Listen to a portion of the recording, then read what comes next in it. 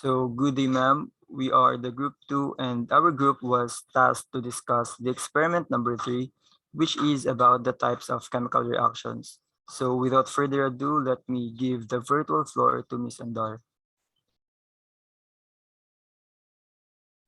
Types of chemical reaction is a process in which one or more substances, also called reactants, are converted to one or more different substances, known as products. Substances are either chemical elements or compounds. There are five types of chemical reactions, namely combination reactions, decomposition reactions, single replacement reactions, double replacement reactions, and combustion reactions. Furthermore, there are two types of reactions classified as double displacement reactions, which are precipitation reactions and gas forming reactions.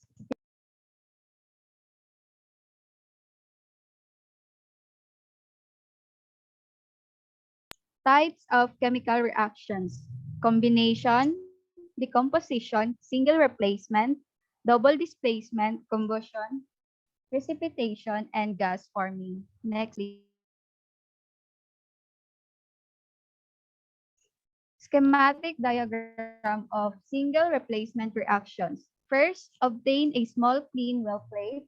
Next, place a small piece of zinc in one well and record your observations. Next, fill the wheel about 2/3 full of copper 2 sulfate solution and then observe the zinc in solution. Return to this station later to observe any changes and record your observations.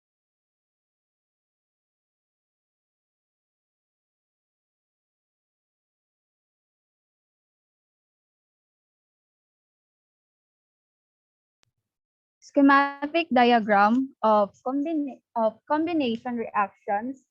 First, obtain a small piece of magnesium ribbon and record your observations of the metal. Next, light and adjust the Bunsen burner to a hot blue flame. Next, use tongs hold one end of the magnesium of the hot outer cone of the flame. Once magnesium ribbon has ignited, hold it over your lab station and then observe the properties of the product and record your observations. Next, please.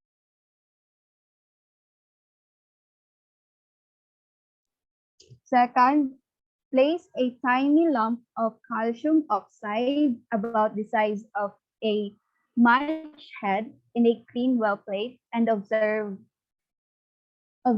and record your observations. Next, fill the wheel about 2/3 full of distilled water. Next, use the steering rod to mix the calcium oxide and water and record your observations. Next, place 1/2 strip of red and 1/2 strip of blue litmus paper on your lab station. And then using the steering rod, place a drop of the solution from the well on each litmus strip and record your observations. Next, please.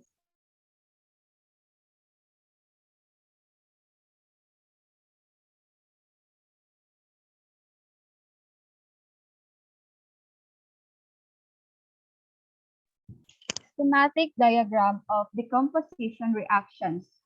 First, place a small crystal of copper 2 sulfate pentahydrate in a small dry test tube and record your observations.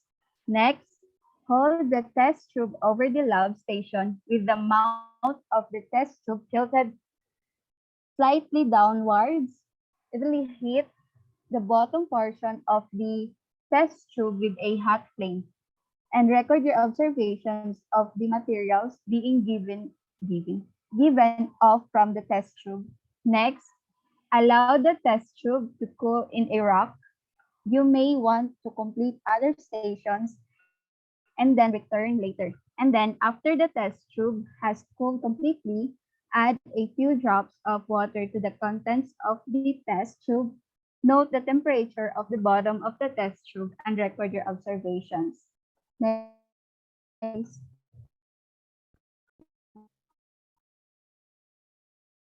Schematic diagram of double displacement reactions. First, place a few drops of potassium iodide solution in a clean well. Add a few drops of 3-nitrate and record your observations. And then repeat step 1, but instead use silver nitrate solution and sodium chloride. Caution: silver nitrate solution can stain our skin and clothing. Next. So, schematic diagram for precipitation reactions, letter A. So first, place about 2 ml of lead nitrate solution into a clean medium test tube and place about 2 ml of aluminum nitrate solution into a second clean medium test tube. Next is add about 2 ml of potassium iodide solution to both of the test tube and record any evidence of chemical change in your data table. Next is if a precipitate forms, write the balance equations in the reaction table. If no reaction occurred, write an R. Place both solutions in a waste beaker on your lab bench. For precipitation reaction, letter B, first is place about 2 ml of copper sulfate solution into a clean medium test tube and place about 2 ml of aluminum nitrate solution into a second clean medium test tube. Next is add about 2 ml of sodium phosphate solution to both and record any evidence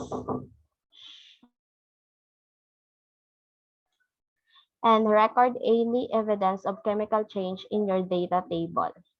Next is if a precipitate forms, write a balance equations on the reaction table. If no reaction occurred, write an R. Place both solution in a waste beaker on your lab bench. Schematic diagram of gas forming reactions. First is place about 3.0 ml of sodium bicarbonate solution in the bottom of the large test tube.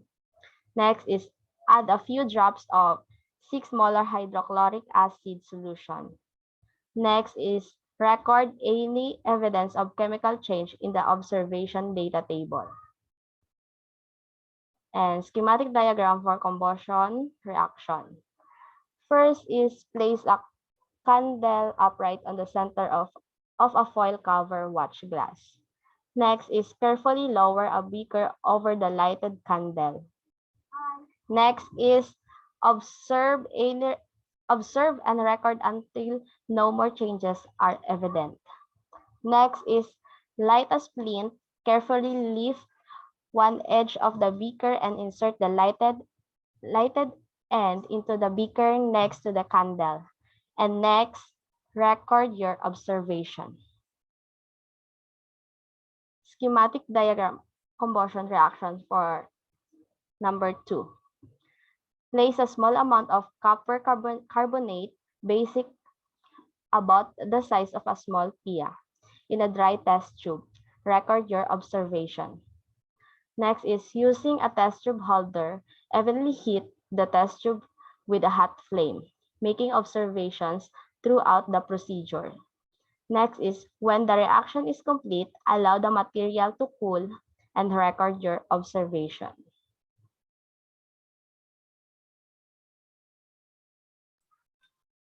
So here is the data that we have collected from the experiment.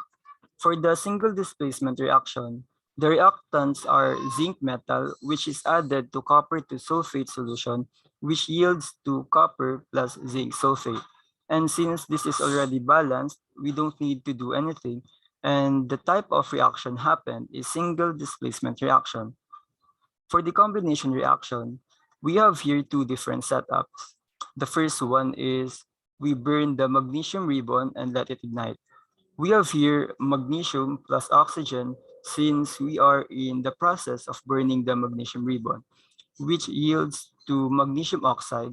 And this equation is not balanced, therefore we are going to balance it. So we are just going to add 2 of the magnesium in the reactant and 2 for the product. which give us a balanced equation. And the type of reaction used here is the synthesis or combination reaction. For the second one, or for the second setup, we have here calcium oxide mixed with water, which yields to calcium hydroxide. Since this is already balanced, we don't need to do anything. And the type of reaction here is still synthesis reaction or combination reaction. For the letter C or decomposition reaction, we have here copper to sulfate pentahydrate, which yields to copper to sulfate plus water or H2O. And since the equation is not balanced, we are going to balance it.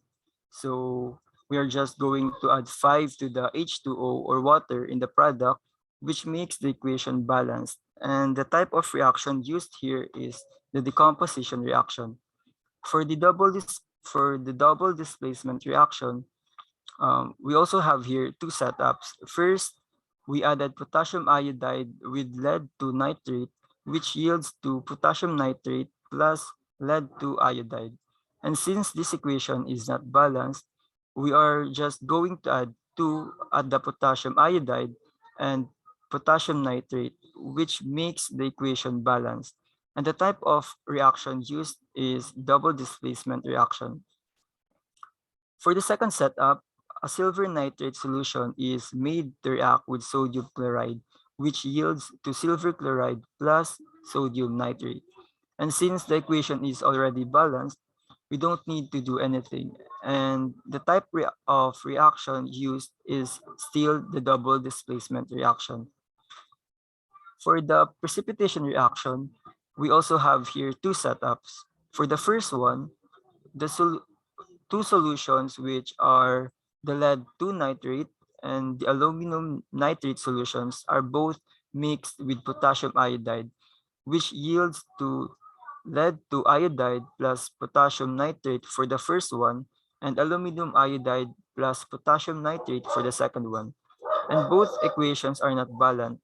So for the first equation, we are just going to add 2 for the potassium iodide and 2 for the potassium nitrate, which makes it balanced. For the second one, we're going to add 3 for the potassium iodide and then 3 for the potassium nitrate, which makes it balanced. And the type of reaction used here is the double displacement reaction. For the second setup, it is quite the same with the first setup. But here, two solutions, which are the copper to sulfate and aluminum nitrate solutions, are both mixed with sodium phosphate solution. This yields to copper to phosphate plus sodium sulfate for the first equation and aluminum phosphate plus sodium nitrate for the second equation. And again, since the equations are not balanced, we are going to balance it. We are going to add 3 at the copper to sulfate, while 2 for the sodium phosphate, and then 3 for the sodium sulfate, which makes it now which make the first equation balanced. And for the second equation, we are just going to add 3 on the sodium nitrate, which makes the equation balanced. And same goes with the first setup. The type of reaction used is still the double displacement reaction. Scroll up ko, please, or pa next slide. Thank you. For the gas forming reactions, we have here sodium bicarbonate mixed with hydrochloric acid, which yields to sodium chloride plus carbonic acid. And since the equation is already balanced, we don't need to do anything. And the type of reaction used is the double displacement reaction. Lastly, for the combination reaction, a copper to carbonate was heated, which yields to copper to oxide plus oxygen. And since the equation is already balanced, we don't need to do or to add anything. And the type of reaction used is the decomposition reaction. Next, please.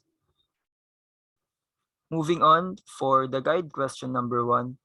What evidence do you have that the color of copper 2 sulfate pentahydrate is related to the presence of water in the crystal?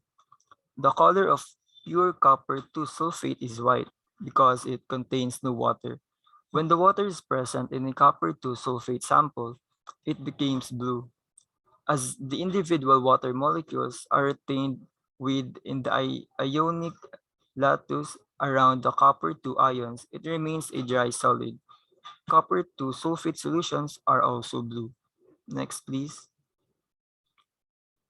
Would you predict, for the guide question number 2, would you predict that the ash formed when magnesium burned would have a greater or lesser mass than the original piece of magnesium metal, and why? When the magnesium has burned, oxygen and magnesium reacted and produced magnesium oxide. When it burns, it produces ashes of magnesium oxide. To produce ashes, the magnesium gives away 2 electrons to oxygen atoms. As the amount of magnesium remains constant, the mass of magnesium oxide product is greater than that of the original magnesium metal because it has combined with oxygen and the total matter increases. Next, please. What evidence, for the guide question number 3, what evidence do you have that the product of calcium oxide and water is basic rather than neutral or acidic? When calcium oxide mixes with water, it combines to produce calcium hydroxide. When calcium hydroxide is dissolved in aqueous solution, it produces hydrogen ions. As a result, this chemical is a base. This chemical releases OH negative ions as a result of electrolyte dissociation. And that's all for our presentation for today. Thank you and good day once again.